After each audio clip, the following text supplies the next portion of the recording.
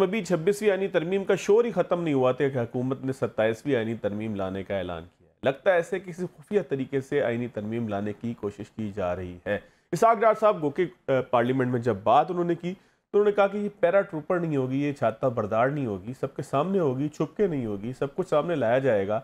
लेकिन महसूस ऐसा होता है कि हुकूमत को कोई जल्दी है, और जल्दी भी इतनी है कि उनके इत्तेहादी जमात ने गुज़िश्ता रात हमने देखा कि कोई वाज़ेह जवाब नहीं दिया। उन्होंने आइनी तरमीम की सिवाय एक शिक के तमाम शिकों को तकरीबन मुस्तरद कर दिया, या उसे पेंडिंग के अंदर डाल दिया, या अंतवा में डालकर कहा कि इस पर बातचीत की जाएगी। और हुकूमत दूसरी जानिब इतनी जल्दी में थी कि हुकूमत ने काबीना का इजलास भी बुलवा लिया था, और काबीना का वह इजलास अब हो नहीं पाया।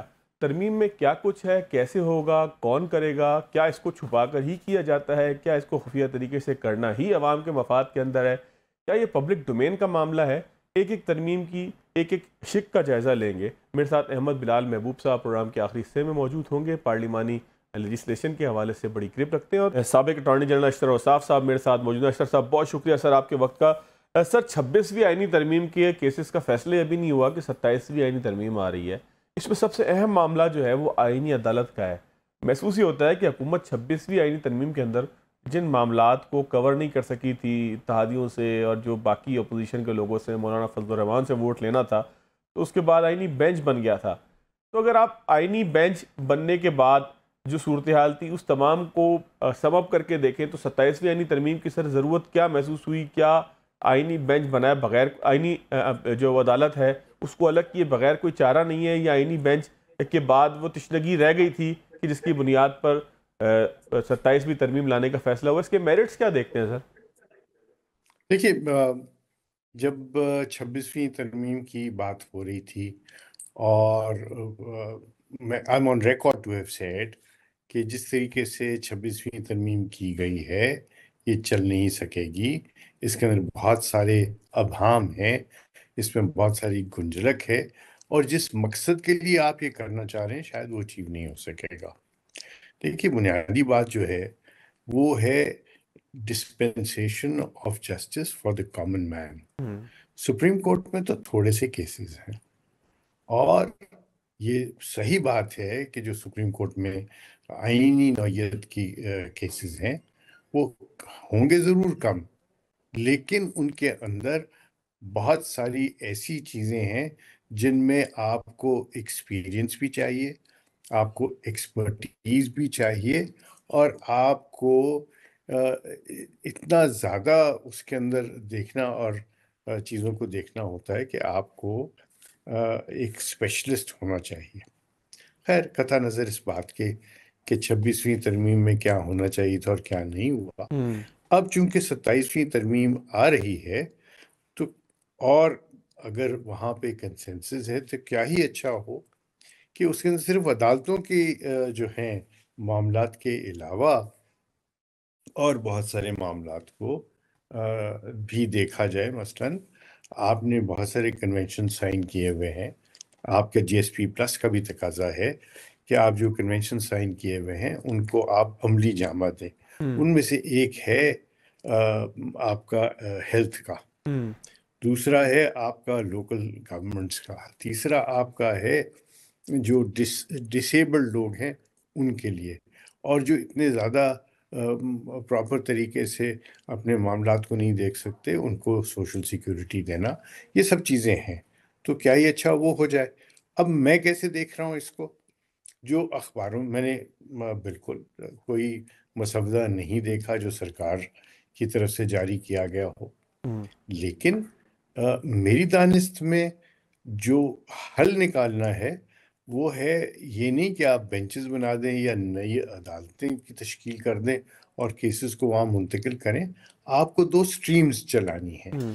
फेडरल लॉज अलग हैं, प्रोविंशियल लॉज अलग हैं। हम्म। उनके लिए जब आपने डिस्ट्रिक्ट की सतह के ऊपर बैंकिंग कोड्स बना दिए, कस्टम कोड बना दिए, एक्साइज कोड बना दिए, आपने ये सब अदालतें कर दी, कंपटीशन कमीशन की बातें हैं, तो फिर क्या ही अच्छा है कि उनकी अपीलें भी एक फेडरल कोर्ट को जाएं, और फेडरल कोर्ट से फिर वो जो है वो फेडरल सुप्रीम कोर्ट को चले जाएं। हम्म। तो ये जब स्ट्रीम्स बन जाएंगी ना, तो फिर ना पोस्टिंग के, ना ट्रांसफर के, ना कि सीनियरिटी के, सब झगड़े खत्म हो जाएंगे। हम्म। तो झगड़ों को दो तरीके से सुलझाया जाना होता है।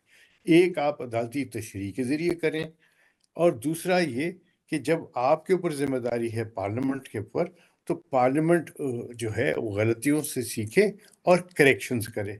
तो अगर ये अमेंडमेंट्स जो हैं वो करेक्शंस के लिए हैं तो खुशाइंद है। अगर ये अमेंडमेंट्स जो हैं ये इस स्ट्रीम को सीधा करने के लिए हैं तो उससे अच्छी क्या बात हो सकती है। लेकिन ऐसे तो साहब, अगर आई सी, आप मैं जरा जैसे ऑप्टिमिस्ट आदमी हूँ। सर, लेकिन अगर आप जैसे चोटी के कानून दान को ये ना पता हो कि मुसव्वदे के अंदर आ क्या रहा है, तो फिर हुकूमत ने बताया किसको है, किससे मशवरा किया है, किससे जो है वो बात की है? सर, क्या तरमीम इसी तरीके से आई जाती है? क्या आइन के अंदर मतलब कोई तरमीम कर देना कोई छोटा मामला तो नहीं है?